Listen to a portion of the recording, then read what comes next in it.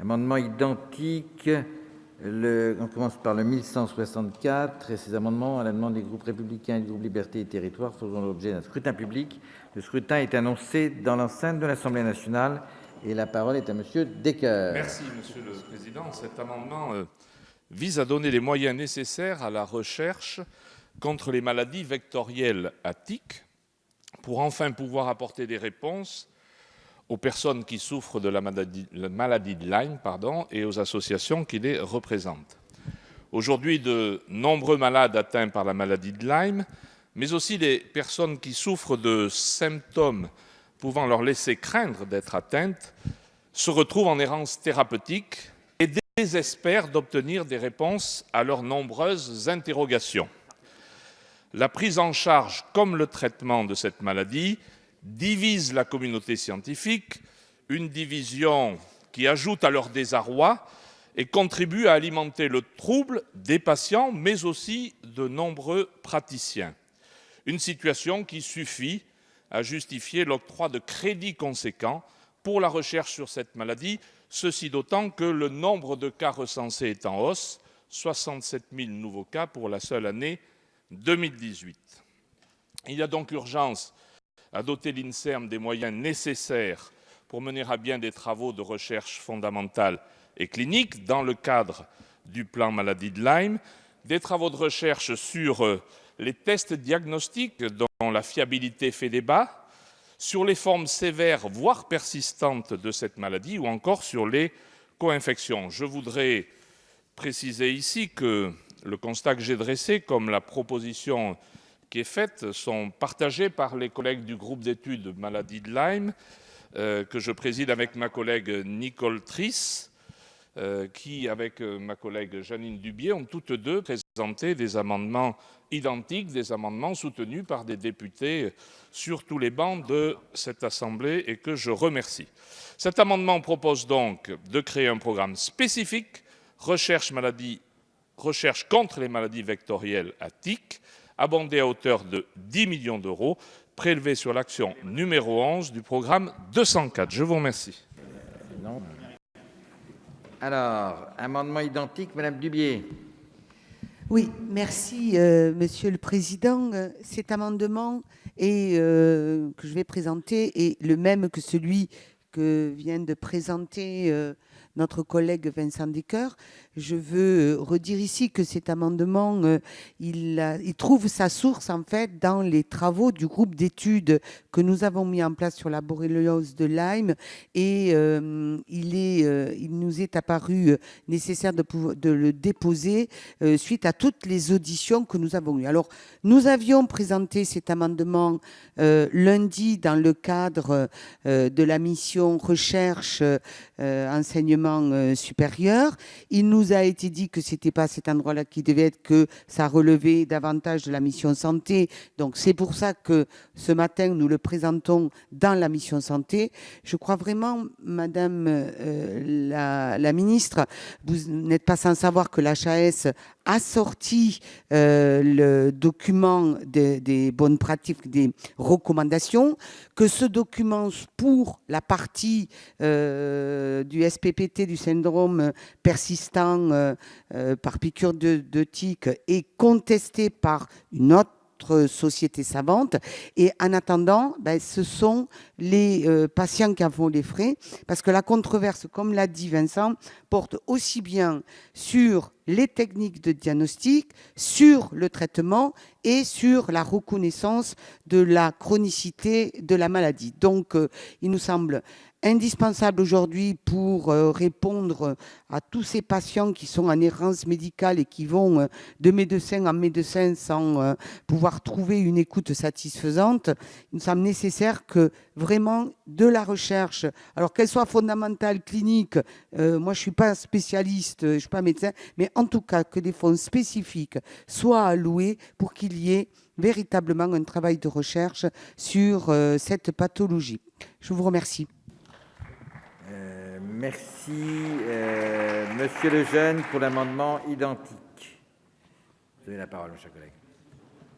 Madame la ministre, je m'inscris dans les propos des deux précédents orateurs Cet amendement a pour objectif d'augmenter les crédits alloués à la recherche sur la maladie de Lyme. Les fonds dont disposent les établissements publics de recherche, et notamment l'INSERM, pour mener à bien la recherche sur la maladie de Lyme, sont minimes, voire inexistants. Dans le cadre des travaux du groupe d'études Maladie de Lyme, coprésidé par nos collègues Nicole Trisse et Vincent Descoeur, nous nous sommes rapidement rendus compte qu'un meilleur accompagnement dans la recherche sur cette maladie, tests, chronocité en particulier, permettrait d'apaiser les tensions au sein de la communauté scientifique et de trouver des solutions pour les patients. Aujourd'hui, nous sommes face à des patients totalement désemparés. Et j'ai personnellement une pensée toute particulière pour un de mes proches et à une communauté scientifique et médicale fracturée. L'errance médicale de ces patients représente un véritable coût pour notre société et il serait plus opportun de consacrer ces efforts financiers au profit de la recherche sur cette maladie. Voilà pourquoi notre collègue Nicole Trisse vous propose, par cet amendement, de créer un programme spécifique recherche contre les maladies vectorielles à tiques, abondé à hauteur de 10 millions d'euros, prélevé sur l'action 11, pilotage de la politique de santé publique du programme 204. Je vous remercie, Monsieur le Président. Merci. Madame la rapporteure. Oui, merci Monsieur le Président. Alors ces 3 amendements n'ont pas été examinés par la Commission, mais je suis d'accord, mes chers collègues, avec vos amendements. J'en ai d'ailleurs co-signé un. Je voudrais souligner également que sur ces 3 amendements, il y a des signataires de tous les bancs, c'est dire la prise, je dirais, en compte de cet enjeu par l'ensemble de la représentation nationale. Effectivement, nous avons eu tous dans nos circonscriptions des personnes touchées qui sont désorientées, désemparées. Et effectivement, cela a été dit, une communauté médicale partagée. Donc, à partir du moment où nous avons cette constatation, il est important d'y apporter une réponse du législateur. Et donc, à titre personnel, je suis favorable à ces amendements. Merci. Madame la ministre. Merci, Monsieur le Président. Monsieur le député Descoeur, et je sais que vous présidez le groupe d'études maladie de Lyme avec Nicole Trisse. Je ne peux évidemment qu'être sensible à l'argumentaire que vous avez et qui est issu de vos auditions avec des familles extrêmement perturbées de cette errance diagnostique et effectivement d'avis très contraires de la communauté scientifique. Donc, nous sommes tout à fait conscients qu'il est indispensable d'avancer sur ces maladies vectorielles, notamment parce que certains considèrent qu'il s'agit d'un enjeu majeur de santé publique, mais en réalité, la fracture de la communauté scientifique laisse à penser que nous ne connaissons pas tout et qu'il est nécessaire de progresser. Donc, les actions conduites par le ministère de la Santé afin de mettre fin à l'errance et à la souffrance des patients s'intègre en fait dans un plan qui existe déjà, qui avait été d'ailleurs demandé par ma prédécesseure Marisol Touraine. Et donc ce plan national de lutte contre les maladies vectorielles à tiques est en train d'être réalisé, et notamment par l'INSERM. À cet effet, le ministère de la Santé est chargé, lui, de structurer le parcours de soins des patients et de renforcer les mesures de prévention contre les maladies vectorielles à tiques, conformément aux actions inscrites du plan. L'un des autres axes stratégiques, je l'ai dit, c'est la recherche. La recherche se fait en lien avec l'INSERM et avec le ministère de la Recherche. Et le ministère de la Solidarité et de la Santé apporte un soutien financier aux actions de recherche nationales, et notamment à l'INSERM sur ces maladies vectorielles. Néanmoins, la recherche en matière de maladies transmises par les tiques doit être interdisciplinaire, transversale, s'inscrire dans une démarche globale. Et il en va de même pour son pilotage et son financement, lesquels doivent bénéficier de la transversalité.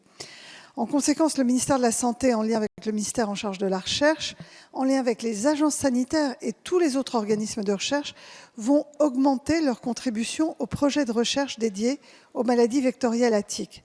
Et compte tenu des crédits déjà employés dans le cadre des actions prévues par le plan Lyme et du caractère interdisciplinaire de la recherche, créer un nouveau programme au sein de la mission santé, donc déconnectée des autres structures, relatif au financement d'actions de recherche, ne me paraît pas souhaitable. Donc, pour ces raisons, le gouvernement est défavorable à cet amendement, même si le sujet est évidemment devant nous, doit être traité et que les financements doivent être activés. Donc, avis défavorable. Merci. Plusieurs demandes de prise de parole. Monsieur Reiss, et puis après, ce sera le président Chassaigne. Oui, merci, Monsieur le Président. Alors, je souscris évidemment aux arguments qui ont été développés par les collègues qui ont pris la parole sur cet amendement.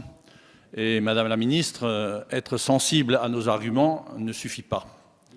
Je crois qu'aujourd'hui, nous sommes dans une situation, et certains d'ailleurs l'ont dit, on a tous dans nos entourages des gens qui sont atteints de cette maladie. Vincent Descoeur a donné les chiffres, c'est tout à fait impressionnant comme les cas s'accumulent tous les ans. Et aujourd'hui, nous avons besoin de la recherche pour avoir des réponses et surtout des avancées décisives en matière de fiabilité des tests et en matière de prise en charge.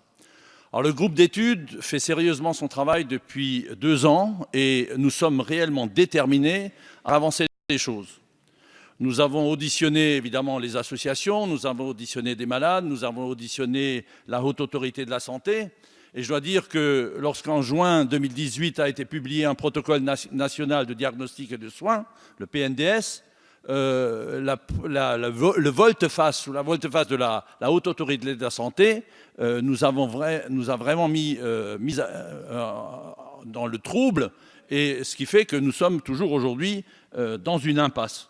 Et nous avons vraiment la ferme détermination de faire évoluer les choses. D'ailleurs, Madame la Ministre, vous deviez recevoir le bureau du groupe d'études et le rendez-vous a été annulé au dernier moment, ce qui prouve bien qu'il y a un réel sujet sur cette question-là. Et à travers cet amendement, nous pouvons vraiment donner un signe et donner de l'espoir aux malades qui souffrent tous les jours et qui sont aujourd'hui dans une situation qui est intenable. Merci. Monsieur le président Chassaigne. Merci, Monsieur le Président. Bon, j'ai co-signé cet amendement à la demande de mon collègue Vincent Descoeur. Je le remercie d'ailleurs de s'être adressé aux députés de tous les groupes. J'aurais pu très bien aussi co-signer, bien évidemment, l'amendement de Gilles Dubié ou de Nicole Trisse. Je voudrais vraiment souligner l'excellent travail qui est fait par le groupe d'études, avec beaucoup d'auditions. Je crois que ça permet d'éclaircir le débat, parce que c'est une véritable jungle avec des appréciations différentes. Mais il y a de la douleur, il y a de la souffrance sur nos territoires. On connaît tous, dans notre entourage, en famille, dans notre environnement, des personnes qui sont en très grande souffrance. Et je pense qu'à un certain moment, il faut des signes. Et l'adopter cet amendement, ça serait un signe fort. Vraiment, il faut mesurer l'impact, je dirais, moral en quelque sorte, de ceux qui sont en grande difficulté aujourd'hui. Je terminerai en disant que c'est aussi une responsabilité de notre Assemblée de se saisir de problèmes qui sont aussi graves.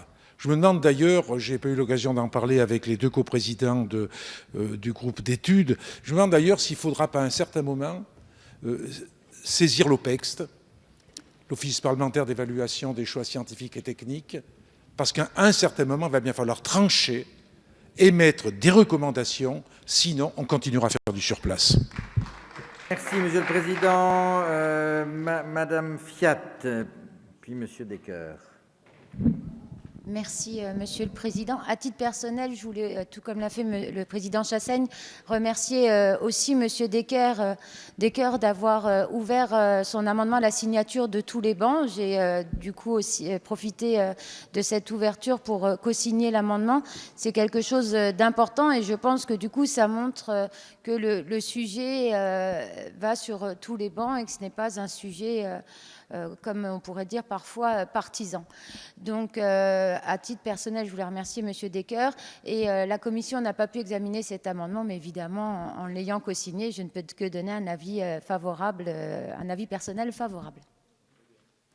Merci. Monsieur Descoeur. Simplement pour redire ici que nous n'avons ni les uns ni les autres la prétention de trancher un débat scientifique, mais nous attendons de cette Assemblée une réponse concrète et un message fort qui soit de nature à redonner de l'espoir aux malades diagnostiqués, et puis au grand nombre de celles ou ceux qui pensent être atteints de cette maladie et sont dans une véritable errance. Moi, je crains que la réponse qui consiste à dire que des travaux sont conduits, que des crédits pourrait être consacrée, mais ça passe certainement par des redéploiements. Je crains que cette réponse ne soit pas à la hauteur du désespoir qui gagne les malades. Moi, je crois que ce qu'on leur doit aujourd'hui, à cet instant, c'est un geste fort, une position forte de notre Assemblée qui dépasse les clivages politiques. Et j'invite les collègues à faire ce geste fort. Merci. Madame Dalloz. Merci, Monsieur le Président. J'ai le sentiment chaque année qu'on aborde les mêmes sujets, mais qu'on n'a surtout pas de réponse sur ces sujets-là. 2016 est apparu, puisqu'on en parle depuis 2007, ici, dans cet hémicycle. En 2016, enfin, on a eu une ouverture avec un plan de prévention, avec soi-disant des crédits dédiés. Depuis, plus rien. On en parle régulièrement. Madame la ministre, il y a une errance totale, non seulement des personnes atteintes par la maladie, mais une errance pour le diagnostic des personnes qui ont tous les symptômes mais qui ne sont pas confirmés. C'est cela la réalité. Alors, Vincent Degueur, tout à l'heure, a très judicieusement parlé du nombre de nouveaux cas détectés chaque année.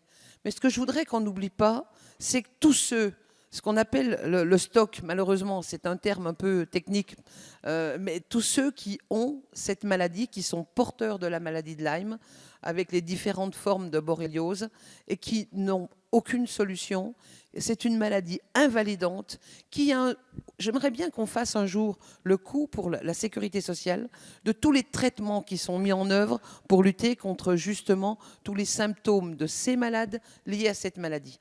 Madame la ministre, aujourd'hui, c'est un appel quasi unanime de l'ensemble des bancs de cette Assemblée pour qu'enfin on prenne en compte. On ne peut pas nous dire la semaine dernière, c'est de la recherche, ça ne nous concerne pas, il faut aller sur le budget de la santé, et vous dire aujourd'hui, oui, effectivement, on a conscience qu'il y a un problème, mais on verra plus tard. Ce n'est pas acceptable, on a besoin d'une réponse ferme, définitive de la part du gouvernement.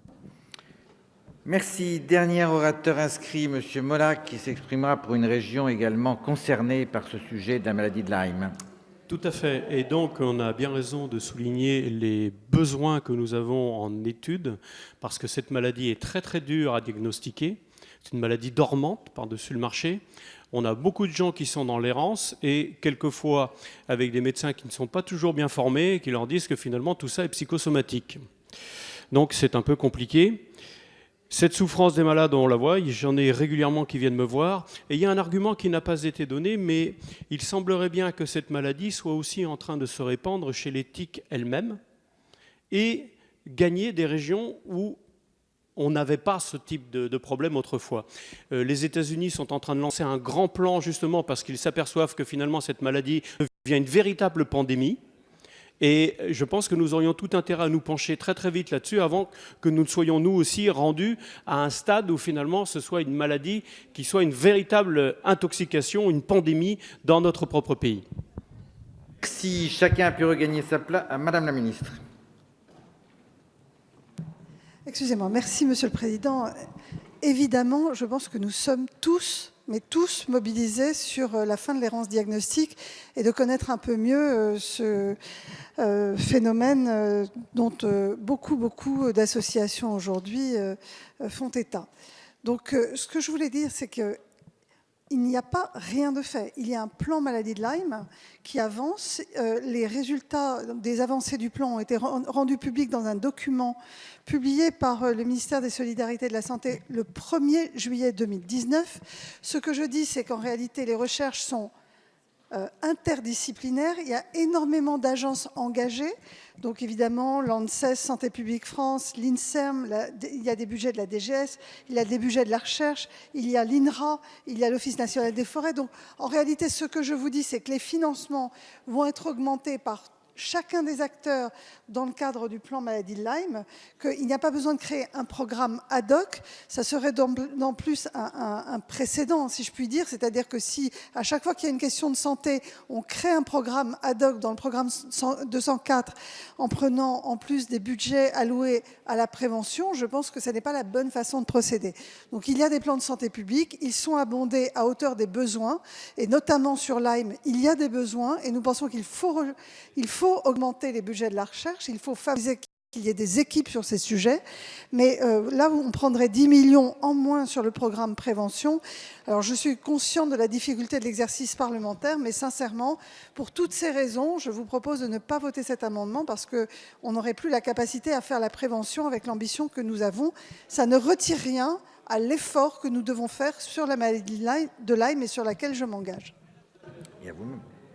Merci. Donc, chacun a pu regagner sa place. Nous votons sur ces amendements identiques avec un avis favorable de la commission et un avis défavorable du gouvernement.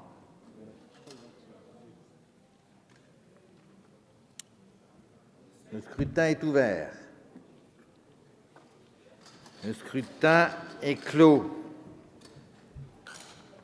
Voici les résultats. Votants 73, exprimés 73, majorité 37 pour, 33 contre 40. L'amendement n'est pas adopté.